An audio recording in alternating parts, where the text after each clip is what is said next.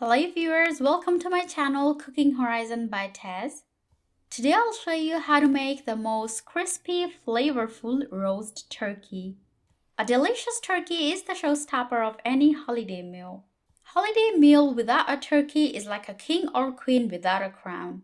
So here I am to demonstrate how to execute a turkey that's full of flavor with crisp skin outside and very juicy meat inside. Starting from prep to completion, I'll show every step with easy to understand detailed instructions along with necessary tips.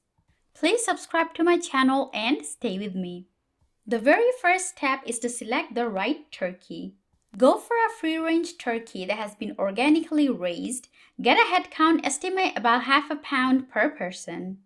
My bird right here weighs 15 pounds. Do not wash, only pat dry all over, including inside the cavity.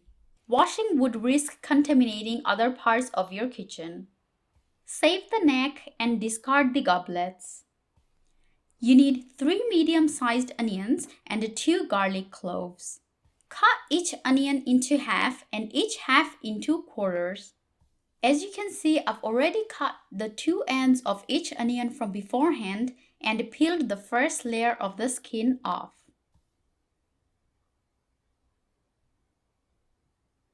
Cut each garlic clove into quarters. You need 2 stalks of celery. Cut them into 2-inch long pieces. 6 peeled carrots. Cut each one into 2-inch long pieces. Half ounce or 11 sprigs of fresh rosemary. Half ounce or 22 sprigs of fresh thyme. Shred leaves of 2 rosemary sprigs.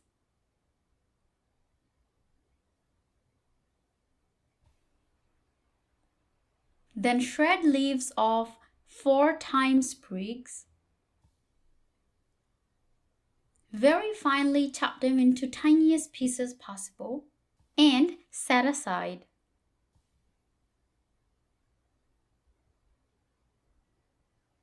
Cut 1 green bell pepper into half and then into quarters. Turkey would not taste good unless the meat is juicy. So let's do the prep. Add 1 teaspoon of fresh ground black pepper to the previously chopped rosemary and thyme leaves. Now add 1½ tablespoons of garlic powder. Add the zest of 1 lemon. Grate in one direction only. You just need the top layer of the skin. Do not go to and fro, otherwise it might add a bitter taste. Next, add 3 sticks of butter, which is equivalent to 1/4 pound or 1½ cups. Take butter out of the fridge 30 minutes prior to use. This will help the butter to be soft and easy to mix with the rest of the ingredients. Now add 1 tablespoon of olive oil. This will prevent the butter from burning. Mix well and set aside. Use a silicone spatula or a regular spoon to deglove the skin from the turkey, being very careful not to remove the skin from the turkey. All you want to do is separate the skin from the meat. Also, be very careful not to puncture the skin. The skin will remain attached at the leg's attachment points. Now take a lump of the butter marinade and place it in between the skin and the meat and push it inwards. Add more marinade if needed. Repeat the same for the rest of the parts. Also use the same marinade to cover and coat the outside of the turkey.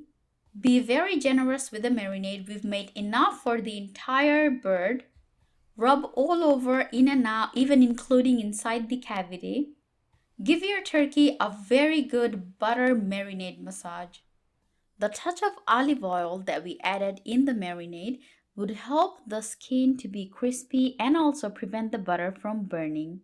Preparation is the most important part of roasting a turkey. Half the job is done through prepping.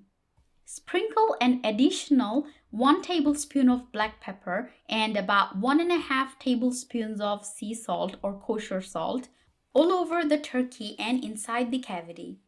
Try your best to evenly apply the marinade all around the turkey. If some parts by mistake remain less seasoned, then the taste would differ too. Use a little extra of sea salt and black pepper for inside the cavity.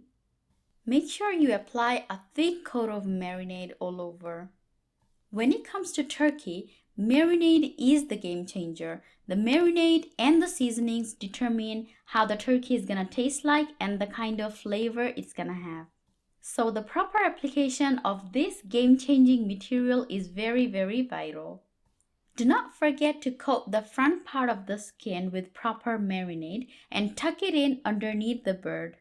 Now squeeze the remainder of the rosemary and thyme sprigs and stuff them inside the cavity. These herbs would boost the meat flavor from the inside. Stuff some onion and bell pepper quarters as well. Do not forget the chopped garlic cloves. Lastly, put a whole lemon inside. Observe how I'm tucking the legs inside the skin loop that my turkey has around the back. If yours doesn't, you could twine it. Fill the gaps in with more onions and black peppers if you wish. Now transfer the turkey to the wire rack and lay the saved up turkey neck along with the rest of the veggies on the pan. I'm using the same pan that I used to marinate my turkey in. Spread the veggies around the tray and they will get marinated by default as well. Now place the wire rack holding the turkey on top of the veggies on the tray. However, there was a small existing tear on the skin when I took it out of the package, so I used a rosemary stick to sew it in. Next, I'll loosely cover the turkey with aluminum foil, but I'll tuck the foil in tightly around the edges of the pan. Now I'll put it in the refrigerator overnight. Next day, take the turkey out of the refrigerator, uncover it, and let it sit at room temperature for about 30 minutes. Then put it in a preheated oven of 400 degrees Fahrenheit and roast for 30 minutes. After 30 minutes, take it out of the oven and baste. Reduce the oven temperature to 355 degrees Fahrenheit before putting the turkey back in the oven. Cooking time slightly varies, but the general rule is 15 minutes per pound. My 15-pound turkey requires a total cooking time of 3 hours and 45 minutes, out of which 30 minutes has already passed. Once the basting is done, put the turkey back in the oven and continue to roast. Basting is optional, but if you choose to baste, then do so every 30 minutes. Basting ensures moist and tender meat. It not only prevents the meat from drying out due to the oven's dry heat, but also adds more flavor. Once the estimated cooking time is over, insert a meat thermometer into the thickest part of the white meat. If the thermometer reads about 165 degrees Fahrenheit or above, then the turkey is cooked. You could check the meat temperature at 2 different locations, but before you insert the thermometer again, make sure you bring the thermometer to room temperature first. You could also find out using another method.